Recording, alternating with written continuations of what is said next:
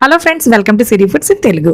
ఇవాళ వీడియోలో కాకరకాయ కారం ఎలా తయారు చేసుకోవాలో నేను చేసి చూపిస్తానండి. వేడి వేడి అన్నంలోకి ఈ కాకరకాయ కారపొడి వేసుకుని నూనె కానీ కొంచెం నెయ్యి కానీ వేసుకొని కలుపుకొని తింటే చాలా బాగుంటుందండి. అన్నంలోకే కాదు, టిఫిన్స్లోకి అంటే ఇడ్లీ మీద కూడా వేసుకొని తింటే చాలా బాగుంటుంది. అస్సలు చేదు ఉండదు. కాకరకాయ కారం పొడి తయారు చేసుకోవడానికి ఇక్కడ 1/2 కేజీ కాకరకాయలతో చెప్తున్నానండి. 1/2 కేజీ కాకరకాయలను తీసుకుని శుభ్రంగా 2-3 సార్లు కడుక్కుని ఒక క్లాత్తో తుడిచేసుకుని చూడండి, ఈ విధంగా సన్నని చక్రాల్లాగా కట్ చేసుకుని ఉంచుకోవాలి.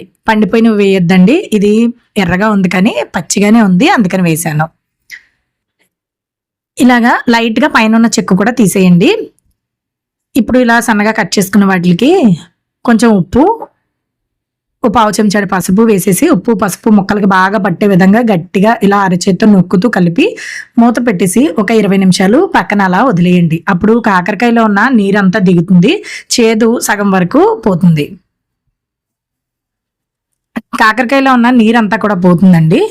20 నిమిషాల తర్వాత చూపిస్తున్నాను చూడండి. మూత తీసి మీకు ఇలా చేతితోటి ముక్కలు తీసుకుని మీకు బలం పూర్తిగా ఎంతవరకు నొక్కగలిగితే అంతవరకు ఇలా పిండితే అందులో ఉన్న నీరంతా బయటకు వచ్చేస్తుంది. ఒక 2 సార్లైనా గట్టిగా నొక్కి ఆ నీరంతా తీసేసి అప్పుడు ముక్కలు మాత్రమే తీసుకోండి. చూడండి, నీళ్ళు వచ్చాయి. ఇప్పుడు ఈ ముక్కల్ని మనం నూనెలో వేసి క్రిస్పీగా అయ్యేంత వరకు వేయించుకొని తీసుకోవాలి. వేయించుకోవడానికి ఒక మూకుడు పెట్టుకుని స్టవ్ ఆన్ చేసి డీప్ ఫ్రైకి సరిపడా నూనె పెట్టి దాంట్లోకి ఈ కాకరకాయ ముక్కలను వేసేసి చక్కగా మాడిపోనివ్వకుండా ఎర్రగా దోరగా క్రిస్పీగా అయ్యేంత వరకు వేయించుకోండి. మంటని మీడియం టు హై ఫ్లేమ్ మధ్యలో ఉంచుకుని వేయించండి. ఆ కాకరకాయలో ఉన్న గింజలు కూడా ఏమీ తీయాల్సిన అవసరం లేదండి. చూడండి, ఈ విధంగా వేగిపోతాయి. ఇంతవరకు ఉంచుకుంటే సరిపోతుంది. ఇప్పుడు వీటన్నిటిని కూడా ఒక టిష్యూ వేసిన ప్లేట్లోకి తీసేసుకుని అలా పక్కన ఉంచండి. ఈ కాకరకాయ ముక్కలు చక్కగా క్రిస్పీగా వేగిపోవాలండి. చూడండి, ఈ విధంగా అనమాట. ఇప్పుడు వీటిని అలాగే పక్కన ఉంచేసుకుని ఇప్పుడు మనం కారపొడి తయారు చేసుకుందాము. ఈ లోపు చల్లారుతూ ఉంటాయి.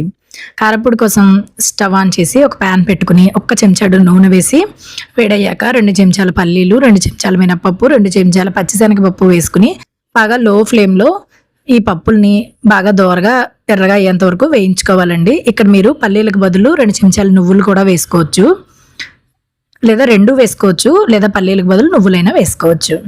ఇప్పుడు ఇలా వేగిపోయాక 3 చెంచాలు లేదా 4 చెంచాల ధనియాలు కూడా వేసి వాటిని కూడా వేయించండి. తర్వాత మీ చేత్తో ఒక గుప్పెడు కరివేపాకును వేసుకోండి. ఈ కరివేపాకు వేసి వేయించడం వల్ల కాకరకాయ చేదుని బ్యాలెన్స్ చేస్తుంది. బాగా వేగిపోక్కర్లేదు, చూడండి, ఈ విధంగా ఉంటే సరిపోతుంది. ఇప్పుడు స్టవ్ ఆఫ్ చేసేసి వీటిని పూర్తిగా చల్లారనివ్వండి. చల్లారిన తర్వాత ఒక మిక్సీ జార్లోకి వేసేసుకోండి. ఇలా మిక్సీ జార్లోకి వేసేసుకుని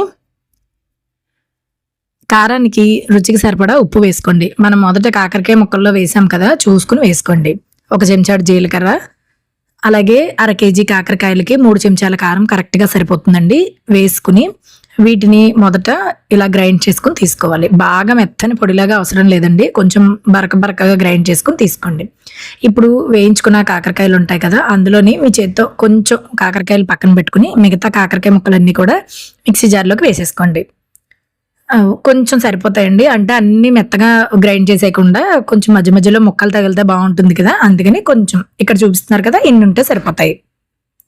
ఇందులోనే 7 నుంచి 8 వెల్లుల్లి రెబ్బలను కూడా వేసుకోండి, టేస్ట్ బాగుంటుంది. వేసేసి ఇలాగా ఇప్పుడు పల్సిస్తూ గ్రైండ్ చేయండి, అంటే మెత్తగా నలిపోకూడదు. అక్కడక్కడ ముక్క చెక్కలాగా తగులుతూ ఉంటే కాకరకాయ పొడి చాలా బాగుంటుంది. ఇప్పుడు మనకి కాకరకాయ కారం పొడి రెడీ అయిపోయిందండి. ఇప్పుడు దీన్ని కొంచెం ఒక మిక్సింగ్ బౌల్లోకి వేసుకుని వేయించిన కరివేపాకు 1 రెబ్బ వేసుకోండి.